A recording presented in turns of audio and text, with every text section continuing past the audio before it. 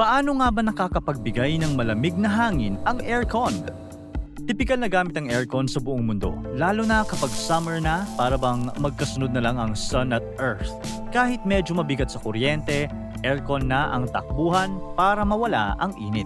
Ngayon, ang dami ng klase ng aircon, mula sa lumang window type na nakasanayan sa mga bahay hanggang sa modernong inverter split type na mas tahimik at mas tipid sa kuryente.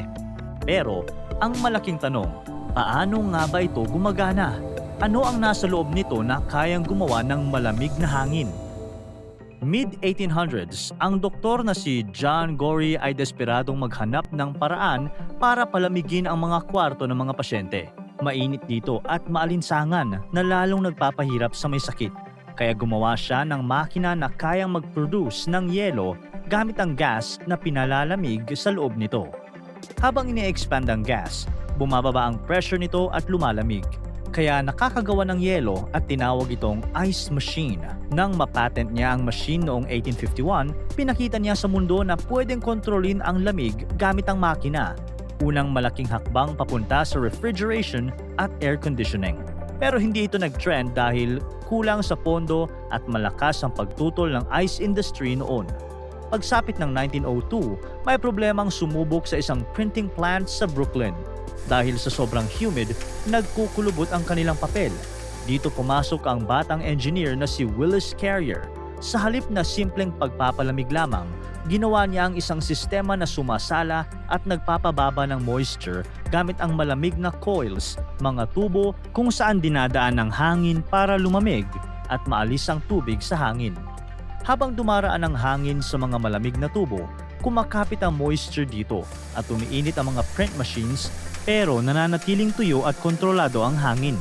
Tinawag niya itong apparatus for treating air, ang unang buong sistema na kayang kontrolin ang temperature, humidity, airflow at air cleanliness na naging simula ng modern air conditioning.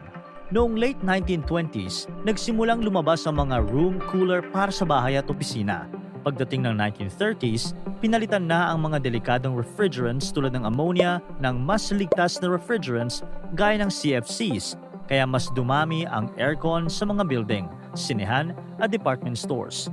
At habang tumatakbo ang panahon, lumiit ang mga makina, naging mas efficient, mas mura sa kuryente at mas accessible. Kaya ngayon, sa tindi ng init, parang natural na lang na may aircon. Sa Pilipinas, lalo na pag summer, ibang klase ang init na para ka nang niluluto. Kaya ang aircon to the rescue. Ito ang nagbabalik ng lamig at tamang temperature sa kwarto.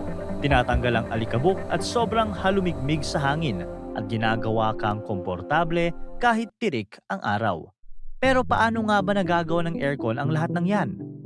Ganito yon. Isipin mo muna ang pinaka-basic na principles. May dalawang coil na magka-partner, isa sa loob ng kwarto at isa sa labas. Yung nasa loob, tinatawag na evaporator at yung nasa labas naman ay condenser. Sa simpleng ideya, mas malamig ang evaporator sa loob at mas mainit ang condenser sa labas. Kapag mas malamig ang evaporator, natural na lumilipat ang init mula sa hangin papunta dito kasi ang init laging papunta sa mas malamig. Sinasalo ng evaporator ang init at ang refrigerant ang nagdadala nito papunta sa condenser para ilabas sa labas ng kwarto. Kaya malamig na hangin ang ibinubuga pabalik sa kwarto. Ang susunod na tanong, paano ito nagagawa ng makina? Sa loob ng aircon may dumadaloy na refrigerant, isang special fluid na nasa loob ng mga tubo ng system na kayang magbago-bago ng anyo, mula liquid hanggang gas at pabalik. Ang fluid na ito ang nagdadala ng init papunta sa labas at ng lamig papasok sa loob. Kasama ng dalawang coil, may dalawa pang importanteng parte, ang compressor at ang expansion valve. Sa outdoor unit, nakapwesto ang compressor. Ito ang puso ng system.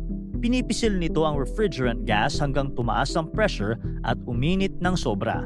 Dahil mas mainit na siya kaysa sa hangin sa labas, madaling mailalabas ang init kapag dumaan siya sa condenser coil. Dito tinutulungan siya ng fan, yung maliit na propeller na umiikot sa outdoor unit para mabilis mailabas ang init sa hangin sa labas ng bahay. Habang naitutulak palabas ang init, unti-unting lumalamig ang refrigerant at nagiging liquid. Pagkatapos nito, dumadaan ang liquid sa expansion valve. isang maliit na metal na bahagi na mukhang maliit na tubo na may makitid na butas sa loob. Dito biglang binabawasan ang pressure ng refrigerant, kaya mabilis din bumababa ang temperature nito.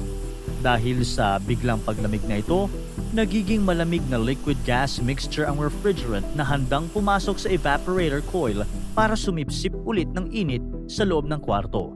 Sa pagpasok nito sa evaporator, ang hangin sa kwarto ay dumadaan sa malamig na coil. Dito sumisipsip ang refrigerant ng init mula sa hangin. Habang nangyayari ito, umiinit ang mismong refrigerant at nagbabago ang anyo nito mula liquid papuntang gas. Dahil dito, nawawala ng init ang hangin, kaya mas malamig na siya pagdaan sa evaporator coil. Ito ang malamig na hangin na ibinubuga ng aircon pabalik sa loob ng kwarto. Sa proseso ring ito, bumababa ang temperatura ng coil kaya nadidikit dito ang moisture sa hangin, nagiging tubig at dumadaloy palabas sa drain hose. Kaya kahit hindi mo nilagyan ng tubig ang aircon, may tumutulo pa rin dito. Balik sa refrigerant. Ang gas na nabuo mula sa pag-absorb ng init ay babalik ulit sa compressor sa labas at uulitin ang cycle. Ganito paulit-ulit na umiikot ang sistema para mapanatili ang lamig sa loob ng isang kwarto. Kaya may ingay kang naririnig sa mga aircon. Yung ugong na parang humihingang makina dahil yan sa pagtakbo ng compressor at pagdaloy ng refrigerant sa loob ng system. Sa mga modern aircon, rotary o twin rotary compressor ang karaniwang gamit dahil mas tahimik, mas stable at mas efficient sa pag-compress ng refrigerant kaysa sa lumang piston compressors. Dahil may inverter, nag-a-adjust ang bilis ng compressor para makakuha ng tamang lamig nang hindi malakas sa kuryente. Sa madaling salita, gumagana ang aircon sa pamamagitan ng paglipat ng init mula sa loob papunta sa labas, hindi sa paggawa ng lamig. Ang lamig ay natural na resulta ng pagkawala ng init sa loob ng kwarto, kaya dapat palaging malinis ang aircon. Dahil habang sumisipsip ito ng hangin sa paligid, pati alikabok at dumi ay napupunta sa loob.